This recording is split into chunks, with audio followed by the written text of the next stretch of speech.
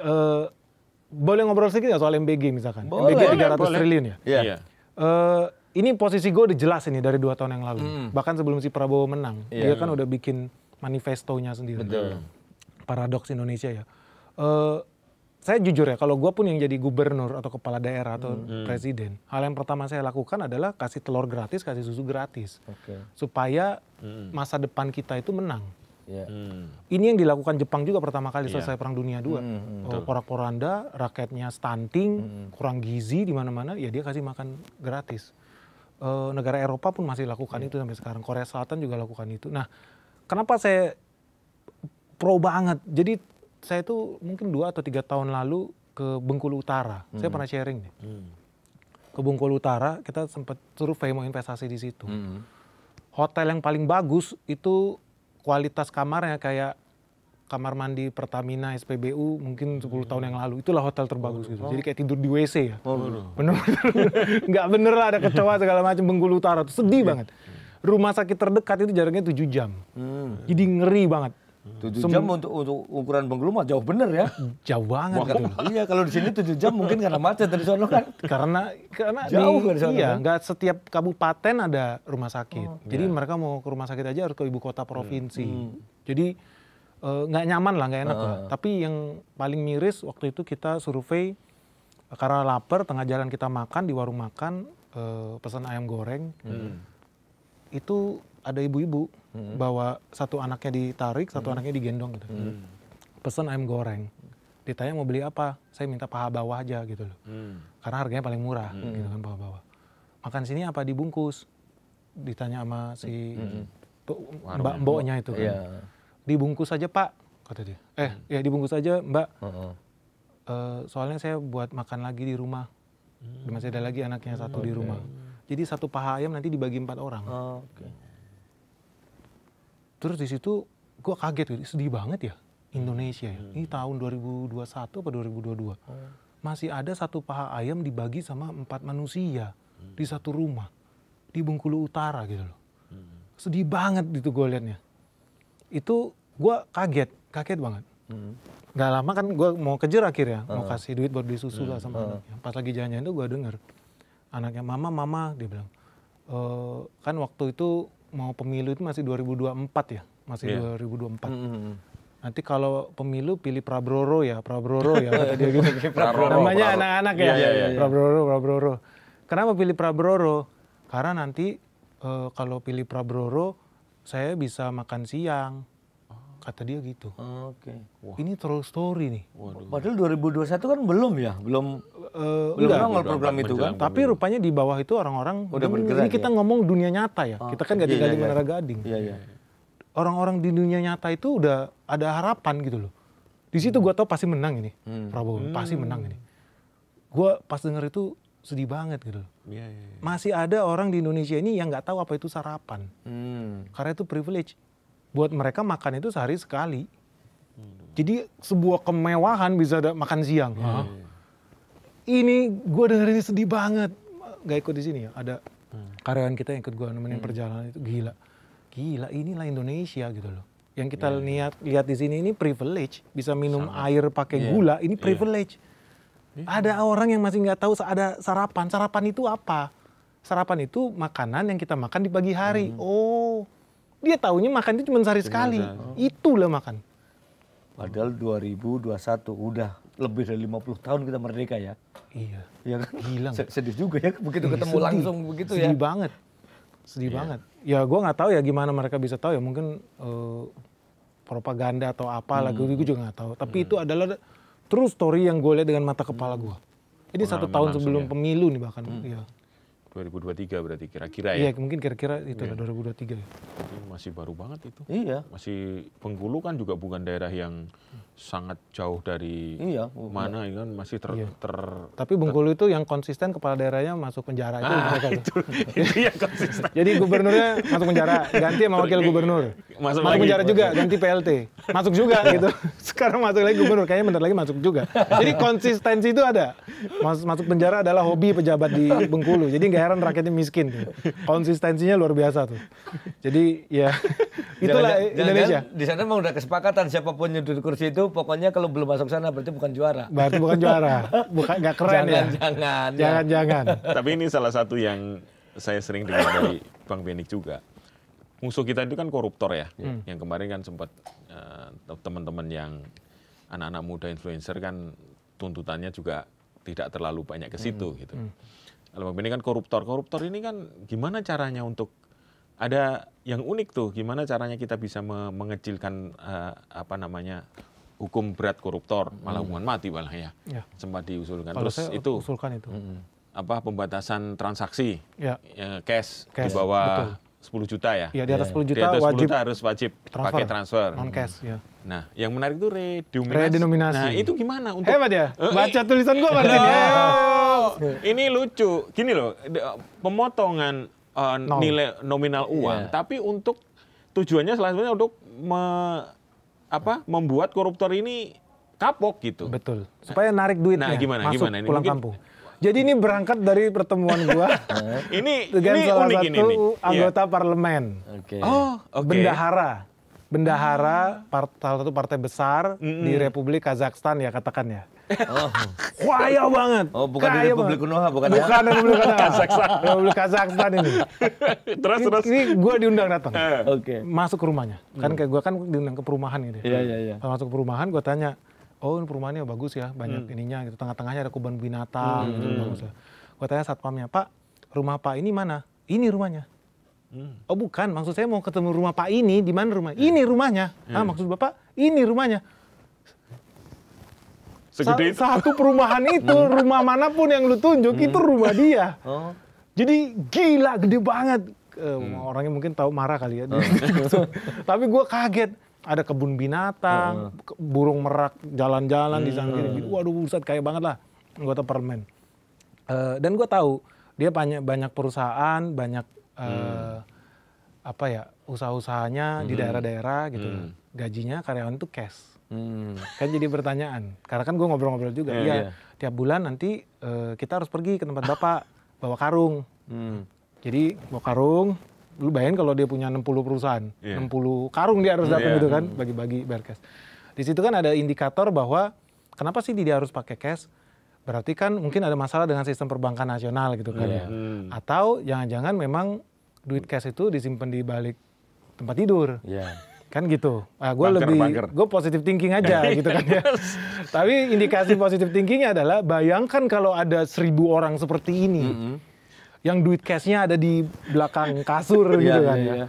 Tiba-tiba keluar program redenominasi Benix. Tujuannya menghilangkan 3 0 di belakang itu. Kalau duit lu nolnya masih kebanyakan, nggak berlaku. Lu harus bawa ke bank. Ditukar. Ketahuan dong. Lu duit lu dari mana nih? Lu cuci duit apa lu korupsi apa gimana nih? Kan iya dong. Pusing dong orang-orang kayak begini. Ya, tapi kan kita baik. Ya udah lu bawa aja ke bank, tuker duit lama yang nolnya kebanyakan dengan duit baru yang nolnya dikit, tapi di korting ya. Gitu, di korting 70% misalkan. Dibanding nggak berlaku? Iya dong. Nah, negara untung nggak? Negara untung. Kalau menurut estimasi aja ada duit 3.000 triliun hasil korupsi. Let's say balik 50%. Negara dapat 1.500 triliun. Wih, lumayan banget. Hampir setengah APBN cuy.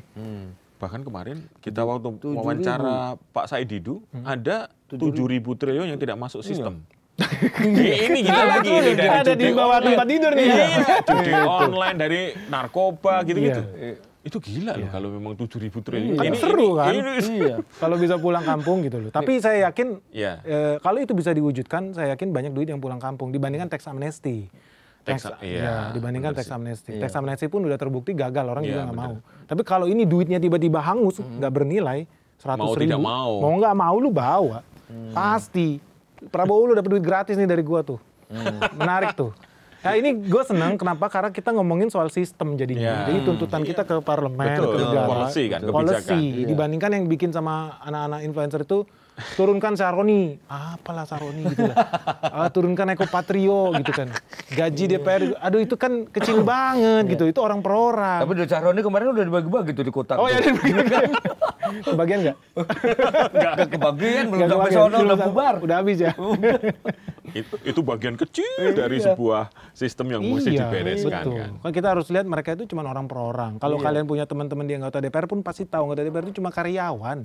Iya. Cuman tools. Kalau orang nggak suka sama ketuanya diganti PAW selesai lu. Iya. Tapi kan redenominasi ini kan sempat muncul juga beberapa tahun lalu. Betul. Tapi kok kayaknya hilang lagi gitu, Bang. Waktu itu memang momennya nggak pas karena takut supaya inflasi. Inflasi. Karena bisa jadi misalkan harga barang kita bilang 37.000 gitu kan. Kalau Jadi nolnya dihilangin, 37. bulatin aja jadi 40 gitu. Iya. Ya jadi naik dong. Iya kan pembulatan. Kalau zaman dulu ya mungkin begitu. Tapi zaman sekarang banyak orang bayar pakai QRIS.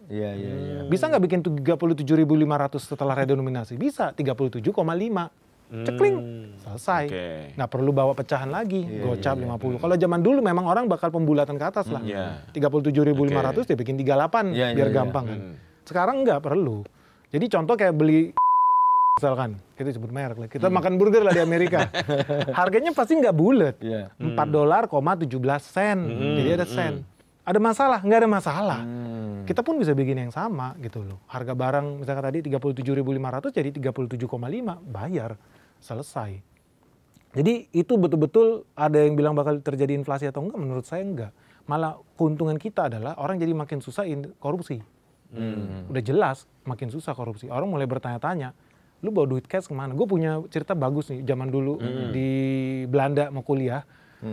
Supaya beli kan duit nggak banyak ya, jadi cari laptop pun gue pergi ke website barang bekas. Ada namanya Marketplaats di sana, marketplaats.com. Di sini mungkin kayak OLX lah, toko barang bekas online. Gue akhirnya beli di situ. Oh, cari laptop nih ada yang murah, masih bagus. Harganya diskon 70%. Bawalah duit mungkin sekitar 300 euro lah zaman itu. Transaksi di stasiun. Pas gue mau bayar, yang gue mau bayarin takut. Hah, kenapa bayarnya cash? Saya nggak berani. Takut dia. Karena dikira ini transaksi uang apa ini? Uang haram apa gua habis nodong di mana apa jual ganja kah? Takut. Jadi lu bayangin orang di sana takut, gua mau bayar 300 euro. Takut. Karena udah mentalitasnya tidak bisa cash. Nggak bisa gitu loh. Aneh. Even mau beli barang ke supermarket di sana, ada namanya Hoogvliet di sini mungkin setara kayak mungkin market range market. Gue mau bayar 50 euro atau 100, ditolak sama mereka. Nggak berani mereka. Literally nggak berani. Apa ini gitu loh. Lu mau cuci duit kah? Lu hasil tindak kejahatan kah gitu loh. Se-aware itu mereka. Nah kita nggak ada kesana, kita aneh, konyol banget gitu. Gue ke beberapa pasar di daerah di NTT, orang beli sapi harga 45 juta di pasar basah pakai cash. Gila apaan ini gitu kan. Yang bener aja pasti nggak bayar pajak ini orang, yakin gue kan gitu kan. Negara jadi rugi. Negara yang dirugikan karena nggak gitu. Masuk sistem keuangan negara, nggak masuk ke sistem keuangan negara yang dirugikan. Nggak terdeteksi. Betul, padahal dia pasti bawa sapi itu ke pasar pakai truk, pakai fasilitas negara, menikmati aspal yang mulus itu, menikmati pelabuhan, kapal pelni yang harganya di diskon, tapi dia nggak bayar pajak. Jadi banyak juragan-juragan sapi omzet miliaran nggak ada bayar pajak. Aneh, ya nggak bisa terdeteksi karena duitnya duit di luar sistem keuangan gitu. Aneh. Betul. Tapi kalau mereka sudah dengar mau ada kebijakan itu kan ini orang-orang yang punya akses gitu ya. Nanti tiba-tiba wah saya belikan dulu nih emas, belikan dulu mata uang dolar Amerika, dolar Singapura gitu gimana? Oh gampang. Gimana? Lakukan pembatasan. Pembelian? Iya. 1 bulan masa penukaran. 1 bulan Antam tahan barang, nggak ada masalah. Emas nilainya nggak busuk, nggak bekarat. Kan kita 1 pintu nih emas kita nih di Antam. Tutup keran, nggak usah jual. Tahan aja, ada masalah nggak. Orang nggak makan emas juga nggak ada masalah. Tahan itu 1 bulan. Transaksi foreign currency dibatasin kecuali buat bisnis PT. Orang ekspor impor batu bara atau orang ekspor impor barang dan jasa, jelas. Tapi tiba-tiba Benix kucuk-kucuk nggak pernah transaksi ke Singapura, kalau tiba-tiba $7 juta dia kirim atau belanja duit, itu kan kedeteksi loh. By the way kita mau beli foreign currency aja, bank itu lapor ke bank sentral. Betul. Tiap minggu mereka kasih laporan. Kita Berapa jual ya? dolar berapa, kita jual dolar Singapura berapa, jual euro berapa. Jadi bisa dideteksi itu. Itu nggak ada, itu super simple lah. Simple ya? Iya, langsung tutup keran, selesai. Money changer langsung ditutup dulu, selesai. Berarti kalau itu perlu kita dorong dong nih, Redenominasi. Iya. Kita hitung minimal kalau kata si Said Didu berapa? 7.000. 7.000. Kalau kita 3.000 lah. 3.000 ya? Iya, 3.000 triliun itu bisa balik ke negara. Tapi ya harus ada cashback juga ya buat koruptor. Iya. Lu rela gak koruptor dapat cashback 30%? Tapi dibanding enggak loh, gue pikirannya itu aja sih, dibanding Daripada enggak. nggak dapat duit. Iya, pemerintah dapat duit, ya bisa dibilang kita melegalkan tindak kejahatan, ya apa bedanya sama teks amnesti yang kemarin sebenarnya. Iya. Kan sekarang sebenarnya udah sampai kampung-kampung juga kan QRIS udah masuk. kan, udah masuk gitu. Iya. Sudah. Iya. Jadi mungkin bisa pelan-pelan kalau kita dorong untuk mencegah itu kan paling tidak ditarik dulu duitnya itu. Betul, Iya kan? harus pulang Yang di kampung bawah itu. bantal di Nah, itu dia. bunker-bunker itu harus dikeluarin dulu ya. Iya. Atau kita buat tidak berlaku. Kita buat tidak berlaku, kan ngeri kan. Gawat gue udah. Gawat udah satu nyewa mobil. ruangan. Iya, karena paling tidak kan gambarannya gini. Mungkin tidak semuanya ya. Kita disclaimer nggak semuanya lah. Tapi contoh Iya. aja kemarin ketika Roni kan, itu kan begitu rumahnya di ini, ternyata ada duit itu loh. Mungkin yang modal-modal gitu di Indonesia juga Banyak gitu loh. Nah, banyak di Jakarta makanya. Selatan. Tuh.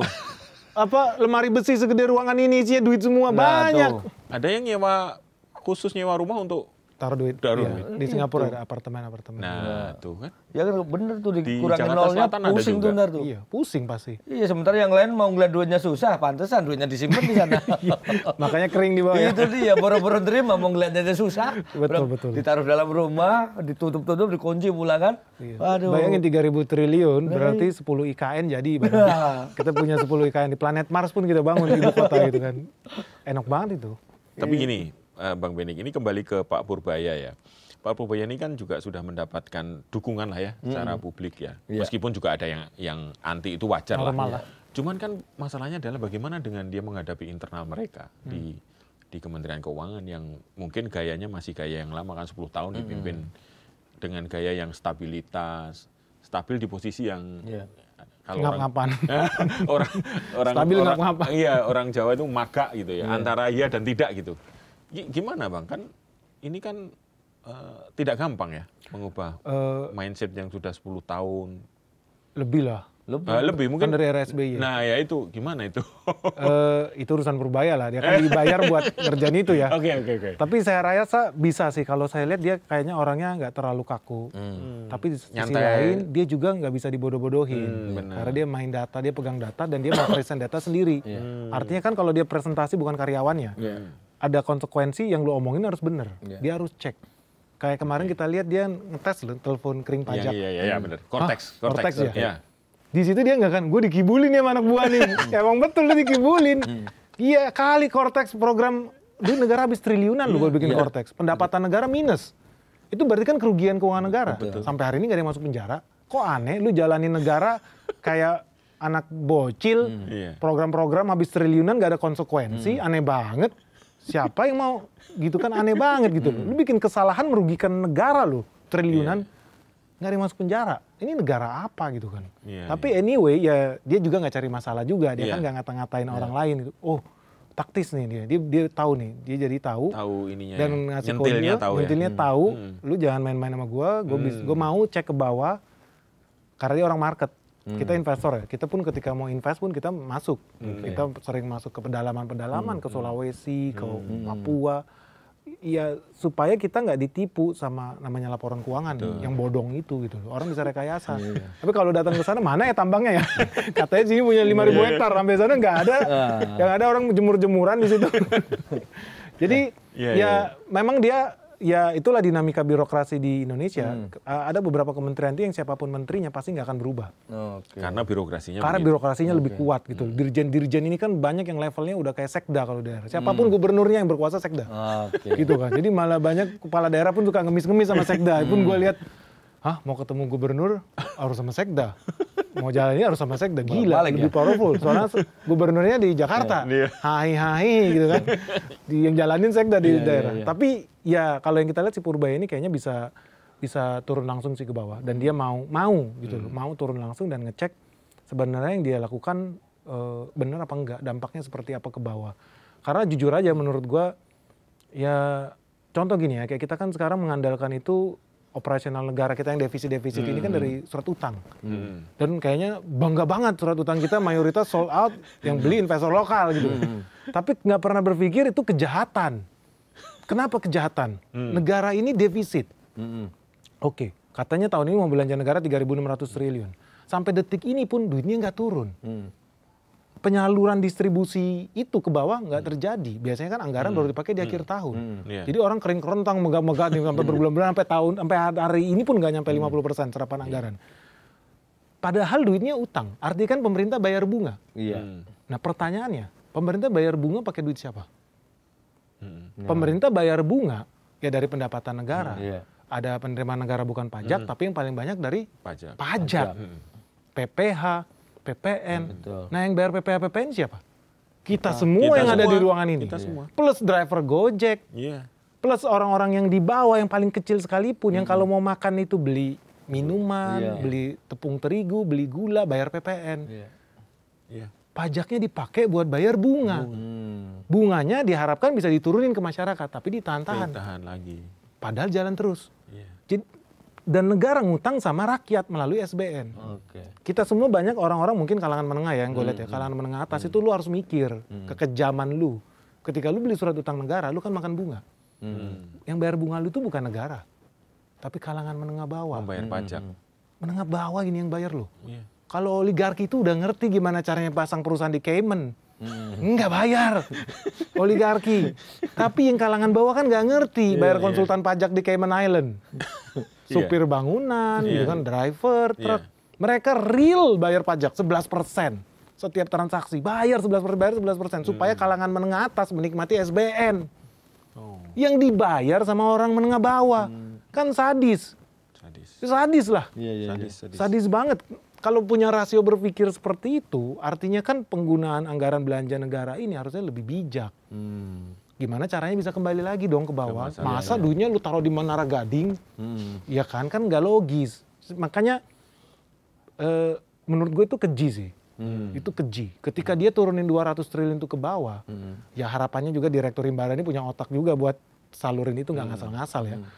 Ya ekonomi jadi hidup kan di bawah. Orang penciptaan lapangan kerja itu pasti jalan. Dan kita hitung pasti jalan. Jadi dari rakyat ya kembali ke rakyat. Bukan dari rakyat buat Menara Gading gitu loh. Aneh banget. Tapi kan kritiknya nanti gimana dengan NPL? Bagus itu bagus. Itu gimana dengan 200 triliun? Benar. Jadi rata-rata NPL kita pun kita cek masih kecil. Jadi rata-rata masih mayoritas di bawah 3%. Nah, kalau seandainya mereka masuk ke perbankan, NPL apakah jadi naik? Kalau NPL jadi naik, pecat aja direksinya. Saya setuju sama si Purbaya. Langsung ya? Iya, langsung pecat. Itu KPI dia ya? KPI. Kalau nggak lu nggak usah jadi direktur lah, enak bener. Masa kerja tanpa KPI? Oke, terus nanti jadi ngasal-ngasal, simple, masukin penjara. Sritex kemarin kredit macet, masuk penjara direktur perbankan yang ngasih kredit ke Sritex, nggak ada urusan gitu loh. Tetap lu dikasih duit, dikasih kerja, ya lu sortir lah perusahaan yang bagus, yang dibiayai, bukan artinya jadi ngaco. Tapi ini kan sistem yang paling benar dibandingkan duit 200 triliun itu dibagi-bagi pakai helikopter ke bawah. Habis jadi judol itu. Habis beli rokok gitu, yakin gua. Ya masukin ke perbankan udah punya ilmu sendiri, cara mengakses mana kreditur bermasalah, kan gitu kan. Mana debitur yang nggak benar gitu. Jadi mereka sendiri udah bisa saling assess itu. Jadi ini memang metode yang paling pas. Mereka punya skill lah perbankan ya buat urusin itu. Dibandingin duitnya bagi-bagi di atas, lempar dari helikopter gitu kan. Aneh. Atau BLT menurut gua, atau bansos paling konyol lagi tuh. Selesai. Ya, tapi untungnya dia nggak lakukan itu. Itu uang hilang aja tuh. Itu udah uang hilang itu. Selesai. Makanya gua confident banget. Paling telat kita 3 tahun IHSG itu pasti 10.000. Yakin gua. IHSG 10.000.